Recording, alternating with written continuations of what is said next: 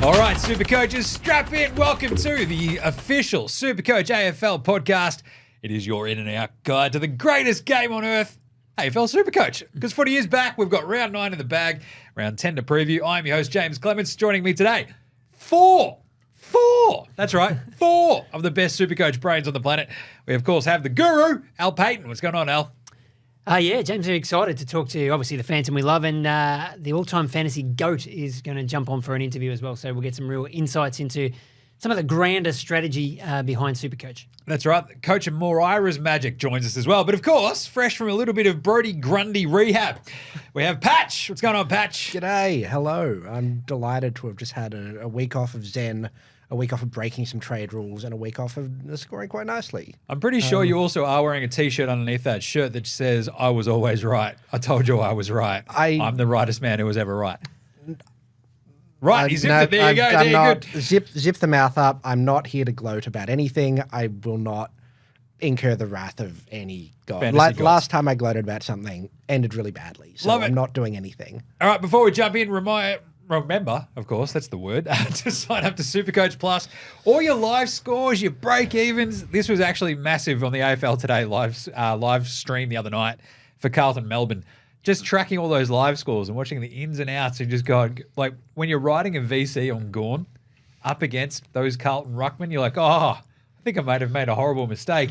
But then you watch Petrarca go absolutely mad. You're like, this is awesome. How much fun is that? So it was pretty good. I made very good use of the SuperCoach Live feature on Sunday because I needed 96 from Jordan Dawson to get to 2,500 and was riding every single possession that he made, and I didn't do much work on Sunday afternoon. It was just me staring at number go brr, and brr it went. So, yes, that was a good instance of it, but sometimes it's a bad brr. But there you go. Anyway, it's got all your projections, break-evens, all the insights you need as well. You can find those at codesports.com.au, and you can follow all these jokers, Al_Superfooty on X, and Patch to the Max as well, right?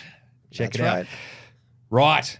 The round 9 wrap, heroes and villains, the score wrap. Who was your hero and villain this week? Very simply for me, I was the most underperforming of the three of us, 23.75. Felt good about that until these two jokers came in and just whipped out their scores and threw them on the table. I'm like, hello. Oh, come on, man. My hero, very clearly Nick Dacos. We were on this very early last week. Gornicus is the VC. You go, right, that's pretty good. It's not good enough. We're going with Nick Dacos against the Eagles. Happy days there. Was it 148 in the end, 147? Very nice. And then the villain, Clarko. Oh, yeah. He's completely ruined Cheese. Where's my Sheezel at? Come on, you're killing me, Clarko. Get him back there. Just look, I do want to send Patch to one of these press conferences. Go, Clarko, can you just help us out, please, buddy? Just for a little second. Can you get Sheez just back behind the ball a little bit more too? Question from SuperCoach. Come on, man. Come on. Clarko loves SuperCoach as well. Noah Anderson is also, my beloved Noah Anderson, Al. And he was like basically my one underperforming midfielder this week. So a bit of I don't want to call him a villain because he's given me so much. He's just given me so much. But with him, it's either 150 or 70. 75, yeah. Breaks your heart. Just a nice 105 would be a bit less stressful. Would it kill you, Noah? Would it kill you just to... All right, Al, take us home. What have you got there for your score and your heroes and villains? Well, I was very happy with my score, just getting over the 2,500 mark, and then Patch walked in, so we'll get to that shortly. But up to 478 in the ranks, which again I thought was good until. My hero for the week, Sam Darcy at the Dogs. I did have some really nice big premium scores. Caleb Sarong just absolutely blitzing it again, but I did make a trade last week. I used my last boost, used through 3 trades, and I had traded Sam Darcy out. And then I had a bit of a think about it, thinking he is playing Richmond. He's a forward, gets a bit of ruck time. There's no Rory Lobb there. He might actually score all right. So I updated my trade across the weekend and brought him back in. I got rid of Tom Powell due to aforementioned Clarko issues. And, Darcy, 113 points against Richmond, 4 goals, was marking everything. So it was a pretty horrible game to watch, to be honest. But at least a few points there helped me get through it. And my villain is Clarko as well, but for a different reason. Because he brought Will Phillips into the team, which I guess in some ways it worked for me because it helped me think I'm going to move Tom Powell out, but he tagged Matt Rowell, which is just, I don't think that's on at all. It's not So fair. plenty of questions for Clarko at his next presser if we can get you down there. Yeah, I mean, there'll just be various intonations of, come on, my guy, what are you doing? Patch, what was your score? Who was your hero and villain? My score was 2,548 this week, which I'm quite happy with. I said I wasn't going to gloat, and now I feel myself. No, I'm not going to do it. Ranked 424, which feels really nice. My hero this week, Jordan Dawson, as I spoke about, turned what would have been a decent score into a very, very nice one. So purely for that last game, purely for, really just ramming it home. Just that last quarter. Incredible. Yeah. Oh, it was phenomenal. Incredible to watch the number go Brewer and incredible to watch a draw. We love a good draw when it doesn't involve Essendon. And my villain this week, could have given it to Dylan Moore, but I'm no villains. No, Wow. I'm just going to, positivity. We're just going to, big vibes all around from me. I like that. The Sam Darcy one was interesting because I think we were talking about this on last week's show. It's like Sam Darcy was one of the most traded out players, and I think we're about to talk about some of the news and the injuries in gear. The biggest one was obviously the Jordan Sweet illness, which Yes. put me in a bind, which meant I actually kept Sam Darcy. So it was like this random sort of, talk about butterfly effects, where I was looking at a donut, I make a bunch of moves, we have Sweet in the team, I have to move Luke Jackson, suddenly Sam Darcy's on field, I'm like, hooray!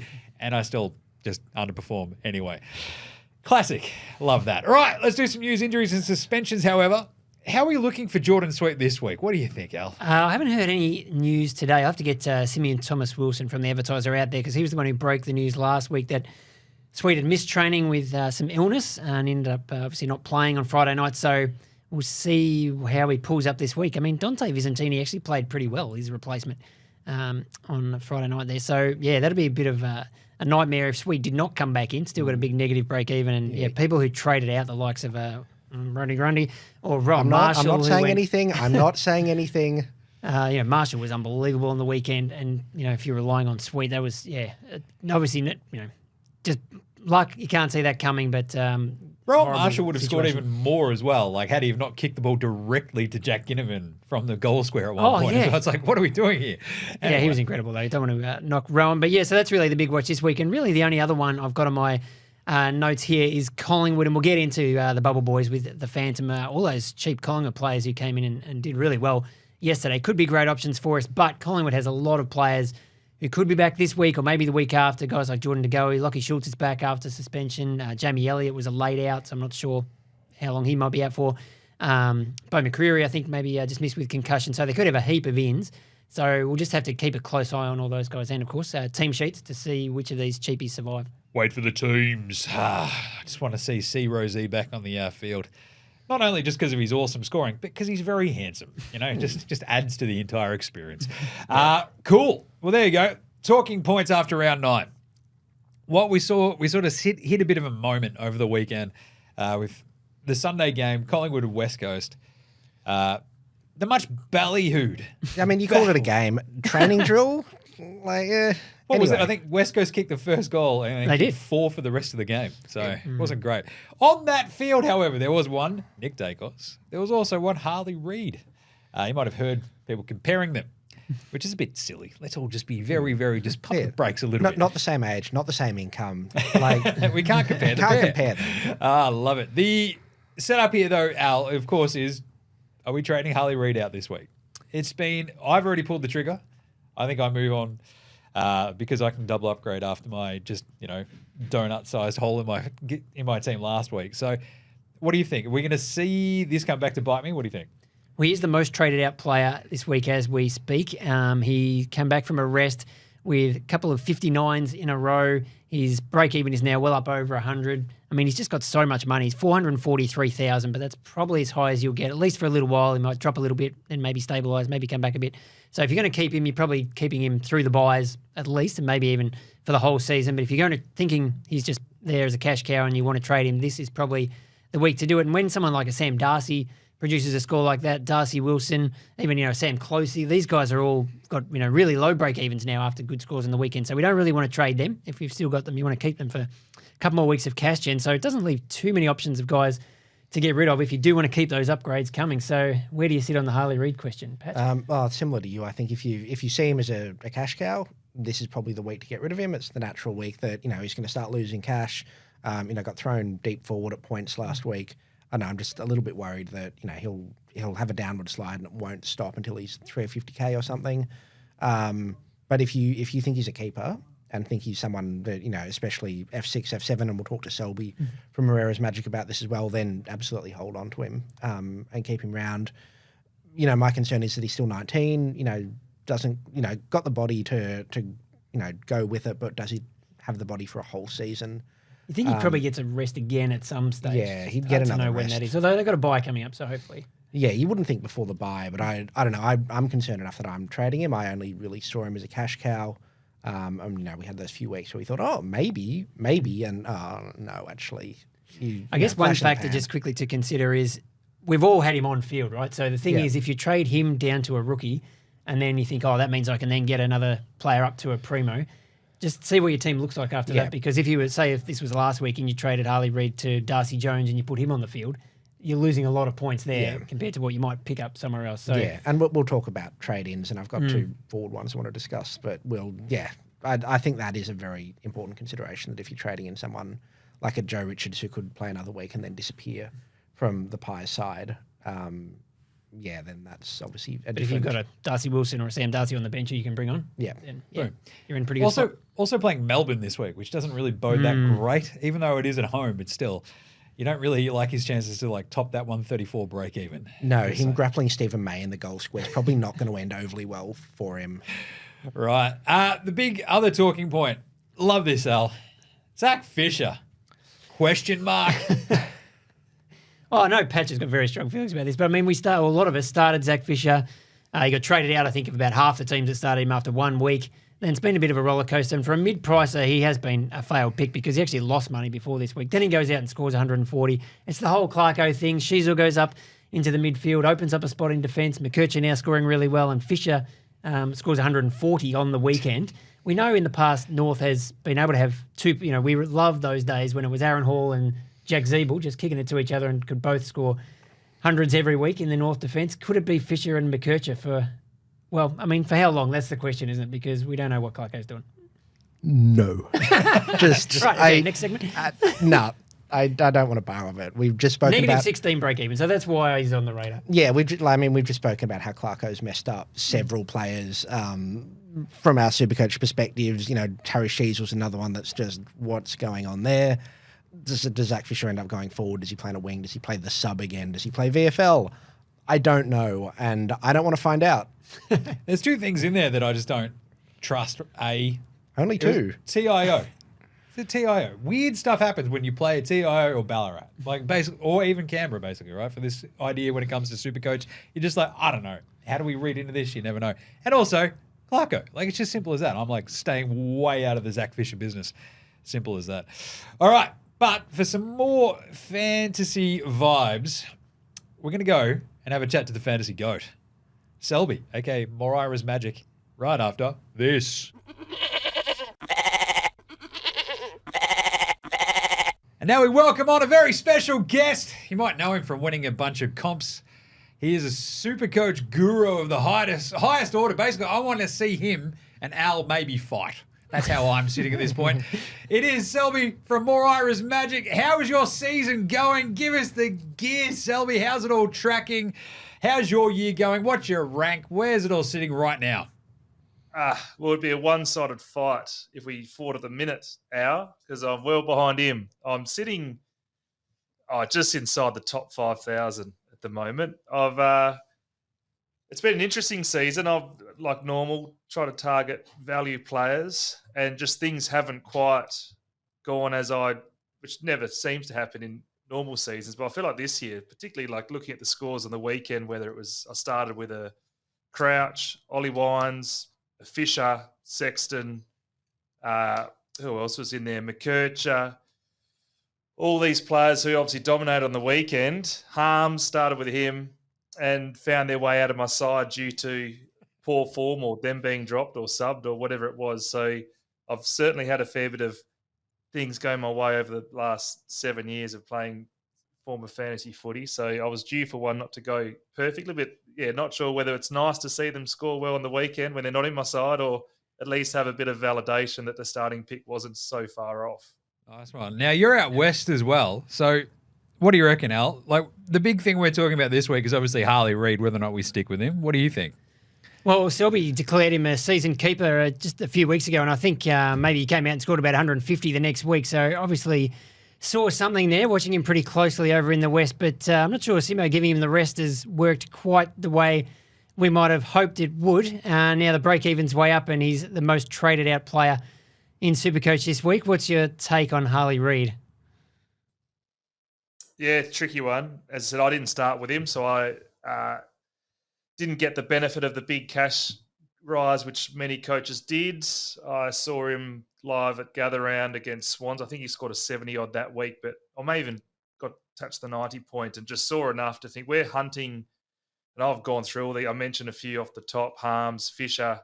I've gone with a Billings. I've had a James Jordan. We're trying to find these forwards in SuperCoach who are going to have a midfield role, have good job security, and win contested footy. And then there's this kid who at that point, he'd only gone up $70,000 or so before I then jumped on. But he ticks all those boxes just because he's a rookie. We kind of saw him a bit differently. And I didn't pull the trigger first week when I really wanted him, and he scored that 110 versus Richmond, I think it was. And then, yeah, luckily paid even more for him to get that 150 versus Freo. But as you said, Al, the rest hasn't been good for him. He hasn't come back that keeper, which I thought he potentially could be, and there's more forwards putting their hand up. So, yeah, if you don't think he's a keeper, he's obviously got this very high break even now. It probably is the time to jump off. But I've got other players and rookies in my squad, whether it's a Matt Roberts or a Aaron Cadman, even though he's not on my field, he's still on my team, who I'd rather get the cash off them first and have Harley sitting there at least knowing he's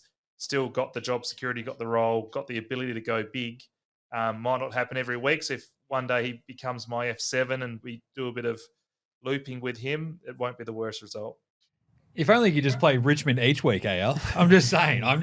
Everyone should just have to play Richmond each week. That'd be great. Pat, you got any vibes, any questions over there for Selby right now? Well, yeah, Selby, you've jumped in across lots of different formats over the years, and just kind of wondering, how you'd seen the start of this season. Obviously, there are a few more trades in SuperCoach this year. What were your priorities? Were your priorities to try and make sure your cash was up and running, that you were trying to get the right primos in? Were you kind of sideways trading premiums? Were you trying to make sure you're on the right mid-price? So kind of looking at the season as a whole, what's been your, to start with in the season, what's your, really big, what's the word I'm looking for? Strategy, yeah. What's the strategy, and how does that evolve kind of as we now head towards the second set of buyers? Yeah, so my strategy is always just to target players who I think will outperform what they're priced at. And if you can get them to be a keeper, particularly in this SuperCoach format, it makes the decision a bit easier, where if they tick those two boxes where you think they can outperform and you think they can be a keeper, then they come in my side.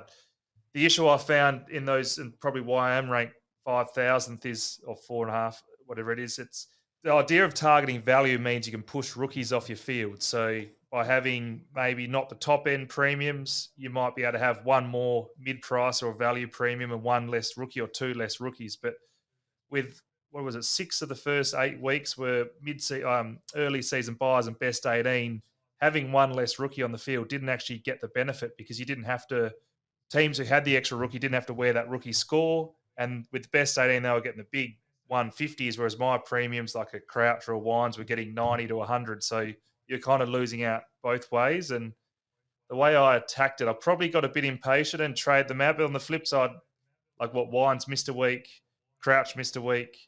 There was a sub there for Fisher. Like there's levers to pull, which is why I'm saying I feel like I'm a step behind with my trades each week, missing Harley Reid to start, but getting him later. Whereas normally where I've gone well in the past is being one step ahead of the curve, and people are trying and getting one trade ahead, whereas I'm trying to play a bit of catch up. So leading into the buys, it's interesting. It depends where you sit. Obviously, that metric of getting value and getting a keeper, it's more important to get the keeper towards the back end.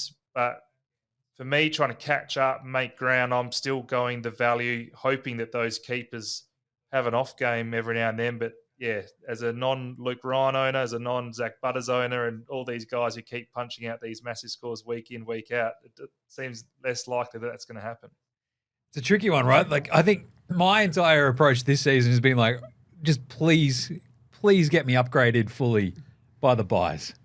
And the boosts have definitely helped that. How have you seen the boosts, Selby? Have you enjoyed this aspect of it?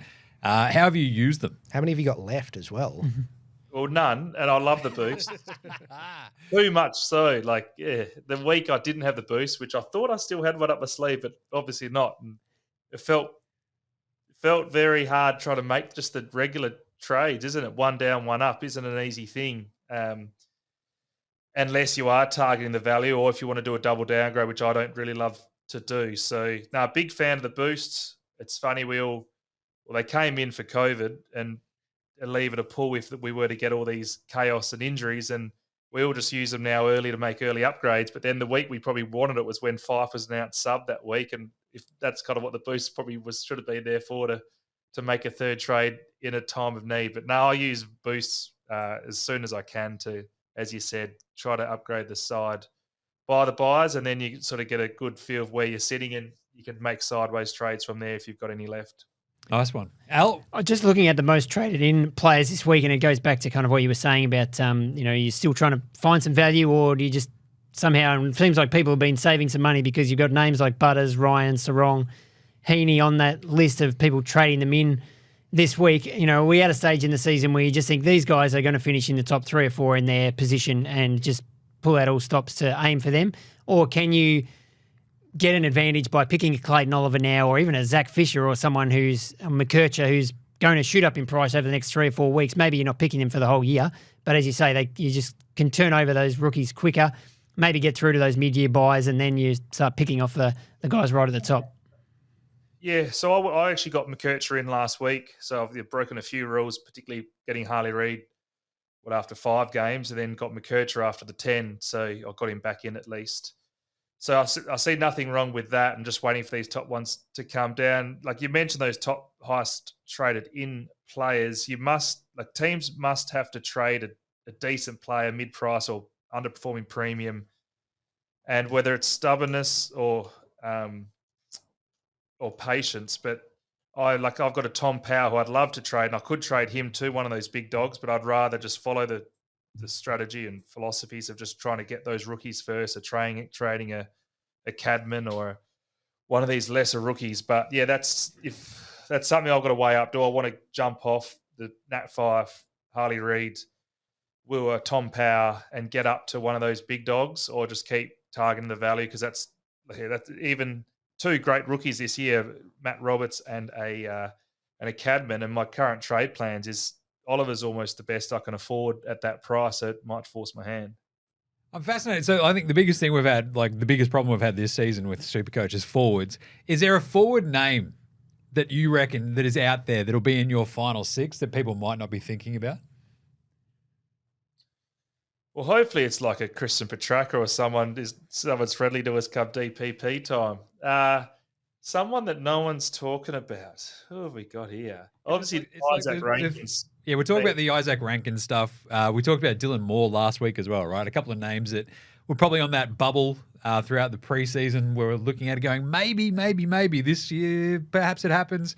And at the moment, they look like they actually could be there, right? But I mean, outside of that, it's really tricky, right? Yeah, do Nat Fyfe and Harley Reid still end up there, do you reckon? Well, that's why I find it hard. And even a Powell who has been underperforming and not looking great to the eye, but he's playing okay, gets decent clearance numbers. So it's hard for me to pull the trigger on those guys, because who are you going to trade them to? But obviously those who have played rookies till now, and whether it was a Darcy on the weekend or a Darcy Wilson, you might as well have your rookies there who are outscoring. So my forward line at the moment has McRae, Fyfe, Harley Reid, pretty valuable players, but that's losing 200 points to forward lines with a Darcy and a Darcy Wilson and playing the rookies. So yeah, it's hard to pull the trigger on those guys and who do I trade to. I haven't got a name for you, which is why at the moment I'm just sticking the old school philosophy of just getting rid of the worst rookies and upgrading elsewhere. I think that's the problem. I think no one's got the name right. Yeah. That's the trickiest part. Al. Well, just curious to know what your strategy is from here. Now, obviously, you sort of I didn't deliberately plan this at a time when I'm ahead of you in the rankings, but they wouldn't have happened too often. You've won the other format a couple of times, finished top 10 in SuperCoach, so you clearly know what you're doing. Do you think you can get to those sort of heights from where we are right now? And I guess one question that I had too, in terms of trying to finish your teams, how many premiums do you think we actually want at the end of the day? Because I know some real galaxy brain strategists like having 18, 19, 20 premiums where you've got, maybe you can finish with a Harley Reid or Luke Jackson or McKercher on your bench, and then you can loop them on or pick the best scores each week. Is that something you reckon is a viable strategy this year? Yeah, the 23. Something I never thought to do, but I did do it last year. So it's a blessing and a curse sometimes. You'll get, I think I did it that year. Actually, maybe I did do it the year I finished top 10, and I might have had a Jaden Short and a Jack Crisp or whoever it is who are both underperforming in defence. And you might get someone who scores a 101 and you're kind of inclined to take it, but then the other player might get a 1 and vice versa. Sometimes that 23rd premium is not as useful as you think it is. But in this year, with those weaker forward lines, and we just saw the difference between Fyfe getting a 140 the other week and Harley Reid 150 and then getting 40s and 50s, with that variation in scoring, that if you can have 7 forwards and take 2 cracks at one of them, I think certainly is a viable strategy. And that's why if you do go the value option, and you might have that extra funds to be able to orchestrate that move. I dig it. Patch, anything else? No, nothing else from me. Al, did you have any other questions? No, I just think, that shocked me to hear what your rank is, and I'm sure it won't be that low coming up. I mean, is the buys, that's in SuperCoach traditionally, that's the time when, players who've planned ahead can leap up the rankings. Is that an opening for you? Hopefully. Normally, I'd go pretty well over the buys. It's that I find them easier now easier for the cohort, the 2, 4, 6, 6 rather than 6, 6, 6, and you can kind of get away with not planning as much because it's a softer welcoming to the buys those first 2 weeks of the buys. So typically I improve my rank throughout the buys, but even on the weekend, like I mentioned, some of the lower scorers where I had whether it's a Fyfe and a Reid and those types of Timmy English who underperformed those who didn't have a Timmy English on the weekend. But I also had some good scores like Horton Francis 130 and a few other people outperformed what I thought. And I thought I had a pretty solid week and still dropped in rank. So there must be some very good teams out there. The top 10,000, it's a lot stronger than what top 10,000 used to be back in the day. So hopefully improve in rank. But yeah, it's a competitive unit this year. There you go. Awesome. Well, thanks for jumping on with us, Selby. This has been awesome talking out some of your strategy and gear like that. Moreira's Magic. Go check him out on Twitter. All the good stuff there. Thanks for jumping on. Thanks, guys. Appreciate it. All right. How good was that chat with Moreira's Magic? I love chatting to dudes like Selby where you're just like, smarter than me. Not hard, but there you go. That was really fun. Right, Al, Patch, let's do it. Quick fire round. Patch, Zorko or Ranking? Go. Yes. Yes. I don't know. I have lots of thoughts about both of them. It's not going to be a quickfire answer, despite it being quickfire round. You look at the next 4 for both of them, and they're both really, really good runs of. Both of them play Richmond. Both of them play North Melbourne. Both of them play potentially West Coast. I don't have the run in front of me. I don't have the run off the top of my head. Both of them are very good, but Rankin plays Collingwood this week before his run starts, and Zorko, his run starts this week. So I don't know. I'd feel more confident about Rankin because I have less concerns about Rankin's injury history, as Zorko has hurt a lot of us many times over and over again with a dicky little calf or like a hamstring or a something or other. And the man is 35, which is as impressive as he's been playing. He's got history of burning people before, and I don't know. I'm just really worried, and I can't really quite put it. So Zorko has Richmond, Hawthorn, Western Bulldogs, St Kilda over the next 4. And then for Ranking, you've got Collingwood this week at the G, tricky, but then you got West Coast, Hawthorn, Richmond. which is just like SuperCoach gold at this point, right? Yeah. That's awesome. Let's go. Yeah, I mean, I've held off on Zorko all year thinking he's going to get injured. And, I mean, he's clearly the third top scoring forward. And just that Richmond fixture, that's terrifying at the Gabba. And then the plays St off Kilda halfback. fixture as Yeah, well. that's right. We know how defenders score against the Saints. Yeah, I think I am It's going just to how go... long his legs and body holds together. Yeah, I think I do go Zorko this week with the expectation that it will burn me and will hurt me at some stage. But... yeah, I mean, I saw a tweet from somebody the other night, which I couldn't find this morning when I'm back looking for it, was talking about the fact that, Dayne Zorko, he traded him in when he was ranked second a couple of years ago, and then from there he scored a 30, a 50, 2 DNPs, a 5, and then, there was 100 slapped in there somewhere, but... That's called the Dayne Zorko experience. That's though. the Dayne It's Zorko like basically experience. the worst cover band you can find in Brisbane. It's the Dayne Zorko experience. Yeah. Like they're just out there playing like Steely Dan covers or something. Like, this sucks. So, anyway, I think my answer is Zorko this week, Rankin next week. Both of them will be top 6 forwards, but I just had to get a lot of those thoughts just out of my heart and onto the table. nice. Al, if you had to have one of them, who do you want? I would pick Zorko and then just hope that if and when he breaks down, he doesn't lose too much money and you can maybe move to Rankin then. I like this. Just both. I love it. Petrarca or Oliver? Question mark. There we go. Patch. No. Ooh. All right. I passed on Oliver this week. Petrarca played a lot of forward time, which concerned me. The He weekend was just their gone. forward line for He most was of that their game, forward right? line. Like, it's crazy. He's very good in the forward line, and I hope he keeps doing that so he gets DPP. But until then, I don't know, man.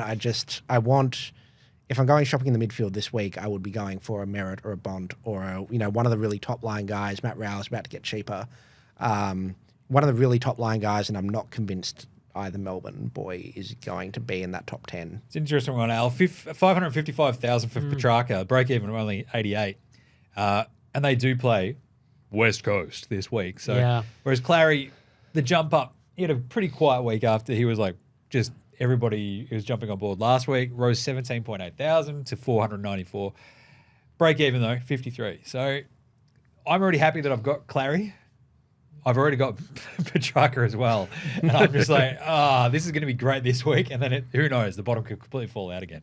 I think Clary is fine if you got him last week, and you could potentially still get him this week and sit him as your last midfielder, or potentially, as Selby talked about, if you can get enough primos in your team that you could have him even almost sitting on your bench and bring him on depending on who's playing when and matchups and things like that.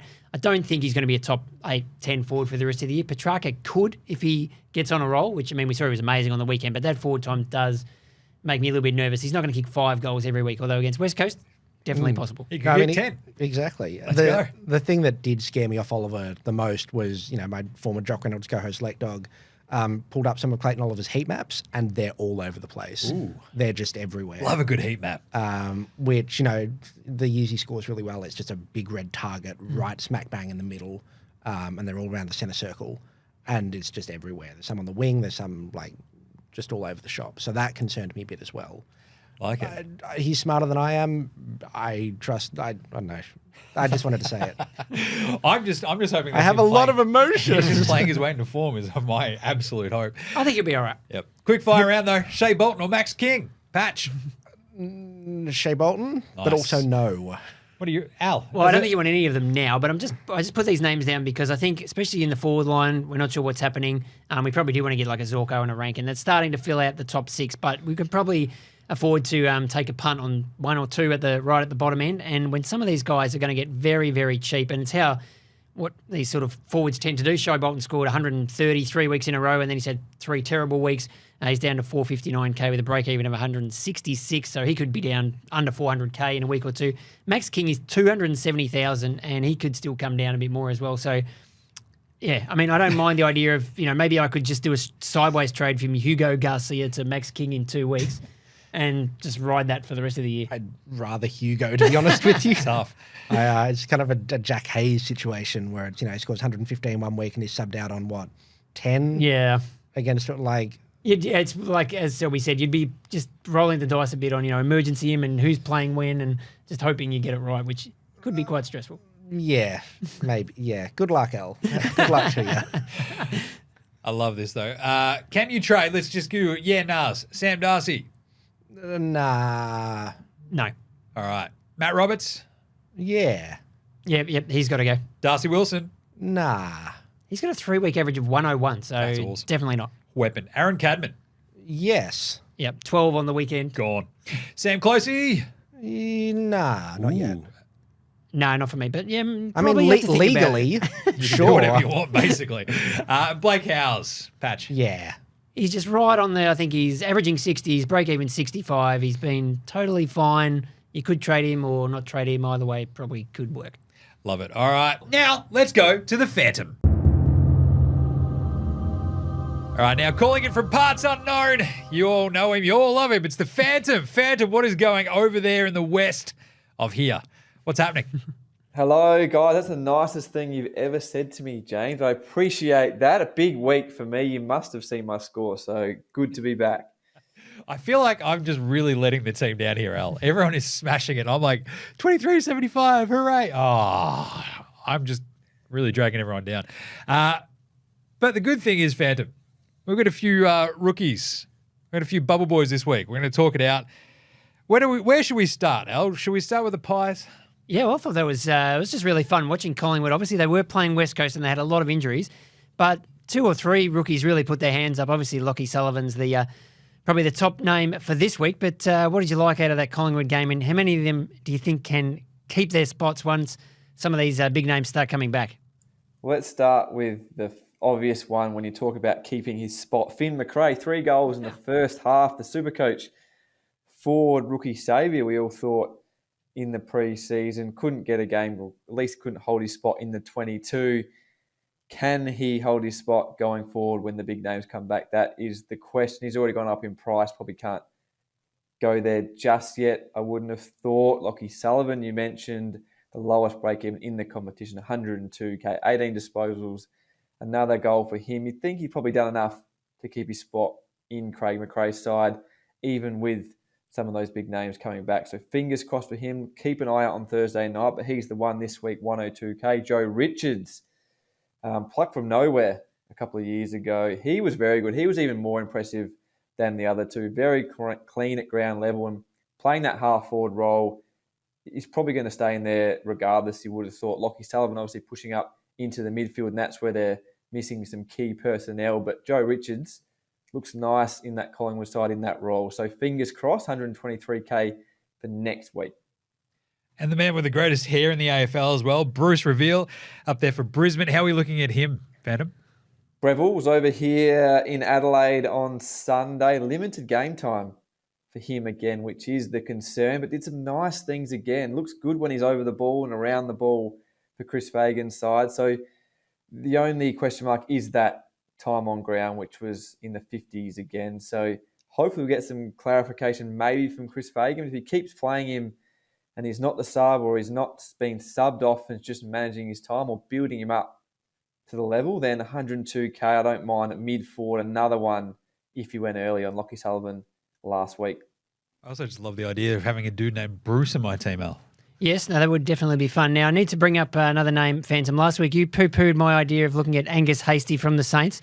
He played a full game on the weekend, scored 12 points, and shot up in value by 3,700. So I've missed the boat, thanks to your advice last week, but we can still get on. He's only 121k, so putting that name out there. But one that a little bit more seriously, that just in case maybe as a backup if Sullivan doesn't come up, to keep in mind, Kane McAuliffe at the Tigers. He's also on the bubble, has been for a few weeks, but he's been playing back in the VFL. But with more injuries down there, to me, he seems a pretty like-for-like replacement for, say, a Jack Graham, who's now out with a hamstring, and had a pretty good game in the VFL on the weekend. So just one maybe to keep in the back of your mind if maybe one of those Pies or Bruce don't get picked. But is there anyone else that we should be having on our radar? Dan Curtin was one we talked about last week, but we probably can't go there, can we? Just want to go back to the Hasty thing. Is that you telling me that I'm right now, a roundabout way of doing that? I was. Dan Curtin on last week's show as well, we mentioned about we have to wait and see what he does with his game time, what Matthew Nicks does, I should say, with his game time after he was subbed out early. Subbed out again, of course, at half-time against the Lions. So can't go there just yet. Need to see whether he can play a full game and what Nicks' plans are for him. So wait and see on that, especially that elevated price. Came a call if he can't get a game at the Tigers after what he did in the VFL. A couple of snags, as you mentioned. Hopefully he comes in. -7 break even, but obviously was a sub in his first game. So I don't mind that. Hopefully we see him on the team sheet. Not a lot. Joel Frazier from the 63 points on debut for him, did play against the Tigers, -17 break even. Obviously that'll go down a lot lower if he can hold his spot and play again next week. But Bevo, we probably don't want to go there in a hurry. And of course, don't really worry about Dante Vicentini. He was very good against the Cats in Jordan Sweet's absent, but you think Sweet comes straight back in and Dante goes out. But a name to watch, I think, for the future. And if something happens to Jordan Sweet again or Ivan Solder, because Dante was pretty good. It's a tough one as well. Jack Hayes, right, subbed out after a tunning up first week, comes back, it's a 20. That's like, what are we doing here? Come on, you're killing me, Ross. Brutal. Well, it makes the decision. SuperCoach has had trade plans, and Jack Hayes might have thrown them out of whack a bit at that price. If he scored another big score, he might have had to go there, given that cash that would have been coming in. So I guess Ross made it easier for us and just avoid him now. Nice. Anyway. And last but not least, we're asking everybody on today's show this one here, Phantom. Are you trading Whoa Harley Reid? Is he out? Is he in? What are you doing? I think he's going to go out, eyeing Dayne Zorko. I know I wrote last week that I was going to keep him through the bye as they play St Kilda and North at home. But again, when the other big names are scoring well in the rookie stakes, Sam Darcy, Sam Glahisi, both scoring SuperCoach tons, I think the decision was made for us. When you look at those break-evens this week, Harley Reid up to 134. I think if you are holding, you probably hold for a month now. You might get another big score in that time. But if you are trading and you're going to trade all these names in the next month, then you probably go Reid first, maximise the cash, and go Darcy and Glahisi in a couple of weeks when that 100 from the weekend falls out of their rolling cycle. There you go. Awesome. Well, thanks once again, Phantom. That is all the bubble news that you need. Anything else there, Al? No, that's massive. I mean, I think I might do it too, but it's we've just been talking up Harley Reid non-stop, but all good things come to an end. I think you got to play the money thing. Like I said, I think he's still going to be good. If you keep him, he's still going to pop out a big score, I reckon, again, especially at home. But you just have to forget that. Use your money. If you bring in a premium, then you're probably not losing from there. There you go. All right. You can hear him on the Phantom's Lair later this week. Thank you once again, Phantom. See you guys. All right. How good was that with the Phantom? Let's finish off this show the only way we know how, with a bunch more fun stuff. Right. Captain's call. Very simple for this week. I'm going to reverse what I did last week. Vice Captain Dacos, Captain Gawn. Dacos, interesting sort of setup this week where, look, the Pies, are they back? Yeah, I guess you could see they're back. I think they might be. MCG, though, against an Adelaide midfield that has given up a lot of pretty big scores so far this season. Dacos is flying. I feel like that's just my easy, happy lock it in because the two earlier games, you got Gold Coast versus Geelong. Tricky. That's a TIO stadium as well. Again, what do we not trust? TIO stadium. Simple as that. Then Sydney and Carlton. If you've got some of the Sydney guys, again, I just don't know if you want to go Sam Walsh or Cripps if you've got one of the Carlton guys as your VC. So Dacos is my clear standout. And then, of course, Gawn up against West Coast to finish off the round as the very last placed final match of the round.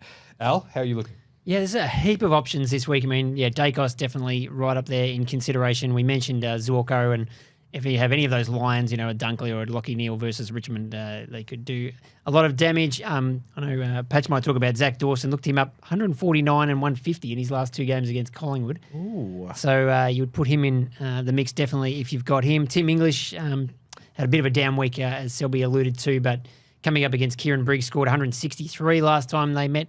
And the guy that we'll get to the trades in a second, but Essendon plays North at Marvel Stadium.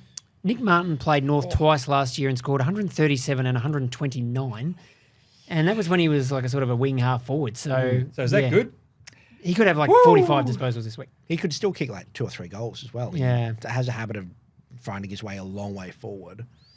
Yeah, I mean, if you've got someone playing for Essendon, I would be slapping at something on them. Zach Merritt's probably as cheap as he's going to get for a while this week.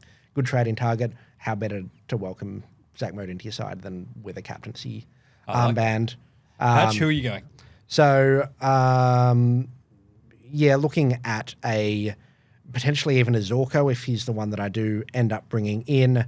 I don't feel great about Max Gawn against the Eagles. I don't know why. Maybe they'll plonk him forward a bit more and try and not tax him too much. Like a Jack Steele or Caleb Sarong could be very good, but in that game, Luke Ryan is the one I would want to put all of my chips on because he's a defender playing against against St Kilda, who give up a lot of cheap possessions to defenders. And what is Luke Ryan like?